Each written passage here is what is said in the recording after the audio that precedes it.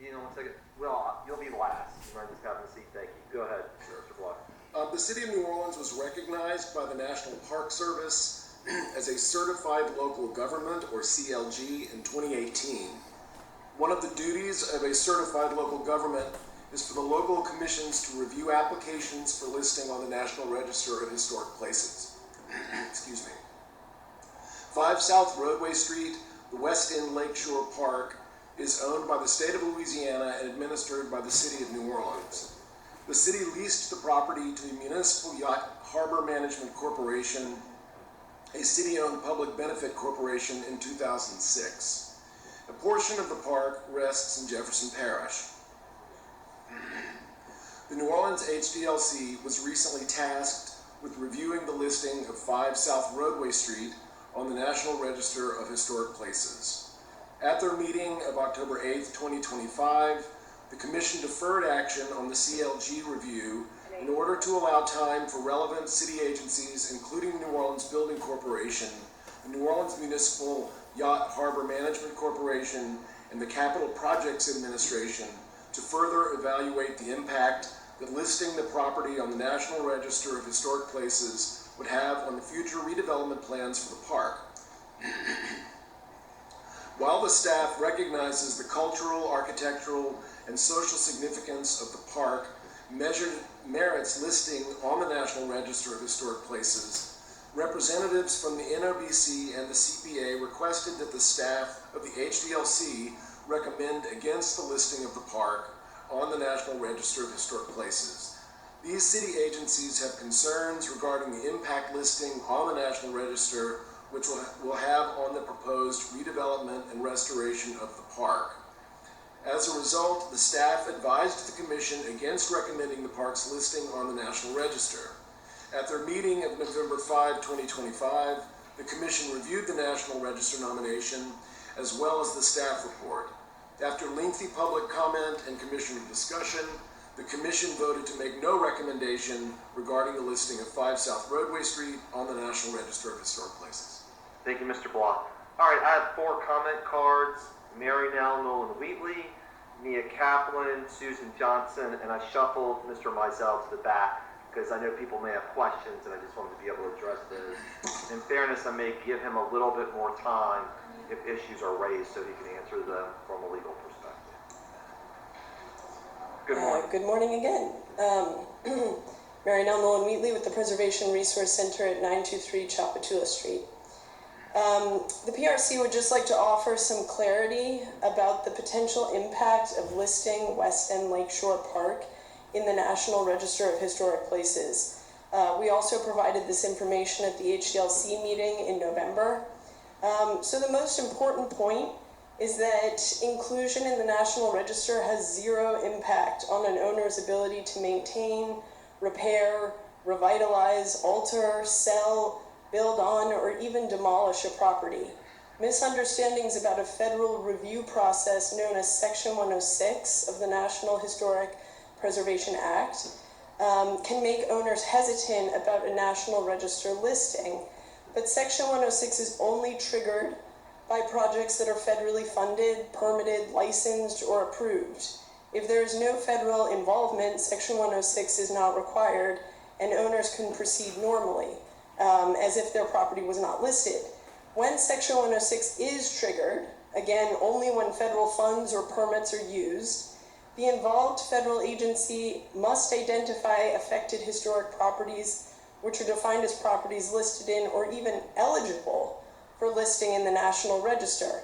So if federal dollars or permits were used in the future to fund improvements to this property, the Section 106 process would be required whether or not the property is listed in the National Register. If anything, a completed nomination for the property would help expedite the requirements under Section 106, since the identification and evaluation portion would be complete. The author of the nomination, who spent the last year working on this project, submitted a very thorough explanation via email, and I hope you had time to review that. Thanks. Thank you. Hope your voice feels better. All right, Mia Kaplan, then Susan, then Mr. Mizell. And I guess, Will, you were on my mind because I called General Mize Mizell, so go ahead. Good morning. My name is Mia Kaplan of Mia Kaplan Studio. I'm an architect and architectural historian. I'm not being paid to be here. I'm the author of the National Register nomination. It's nice to meet you. I know we haven't been in touch yet, but I know that you love your constituents, and everybody around the park really loves it. So, as mentioned during the HDLC meeting, it was decided to move the decision from not supporting the nomination to having no opinion about it. I personally think that this was a very diplomatic move on the HDLC's behalf. I did have the opportunity to speak with Stone Pigman representatives and Mr. Whited of the Yacht Harbor to clarify their concerns. The area of concern, the project area, comprises of about 1/6 of the total 22-acre rectilinear park. It's a very small area, and a lot of the issue with it is whether or not that area would be able to be developed. So historically, during the WPA 1930s, there was a rose garden there. National Register listings identify and they justify the integrity and significance of cultural resources. So that rose garden in the area of question no longer exists. So the National Register nomination does not include it as a contributing resource. Therefore, when that routine Section 106 review happens, there would be no adverse impact to the area under question. So my question as a qualified architectural historian that works on federal historic projects, I don't really understand why this is even happening. I have tremendous respect for the position that you all hold. I'm asking that you all respect the current decision of not having an opinion about it, and thank you. Thank you. Can I ask one question? Absolutely. You have a Slidell address listed here. Are Yes. you a near neighbor? My office is located at 274 West Hall in Slidell. Right, but are you a personal near neighbor to this? No, sir. I nominate places to the National Register for fun. Thank you. I appreciate that. Thank you so much. All right, Ms. Johnson.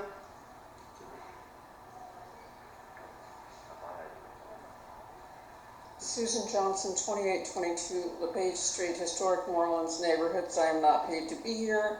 I support the statements of Ms. Nolan Wheatley and Ms. Kaplan, and would ask really that Louisiana Landmarks be consulted on this matter, because they are experts in Section 106 matters, especially Sandra Stokes and Attorney Jim Logan. I don't think they were aware of this situation. Thank you. Thank you, Ms. Johnson. Mr. Mizell.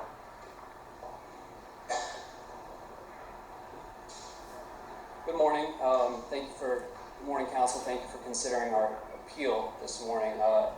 As Councilman Giarrusso said, my name is Will Mizell. I'm an attorney at Stone Pigman. I'm here on behalf of the New Orleans Municipal Yacht Harbor Management Corporation and the New Orleans Building Corporation. We're appealing the November 5th, 2025 decision from the HDLC to make no recommendation concerning this nomination that's shown to you here today.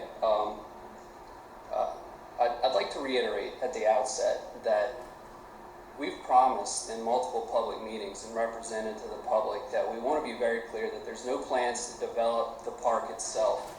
If you look here at the image shown, to the left side of the image at the top of the page is a concrete parking lot. That's the area that's been slated for development by state legislation, and that's the area we're concerned with. There are no plans to develop the green space on the other side of the road.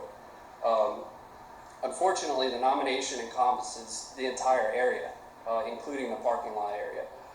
We spoke with the State Historic Preservation Office, and they were not able to essentially carve out the parking lot area such that only the green space would be subject to the nomination.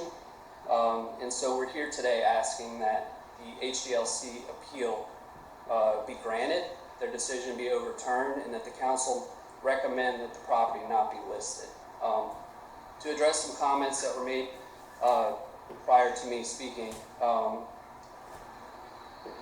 we don't believe that the zero impact idea with the nomination is entirely accurate. this area is outside of levee protection, and so there's going to be involvement with the Army Corps of Engineers. So there will be a federal undertaking, quote unquote, that will trigger this Section 106 review.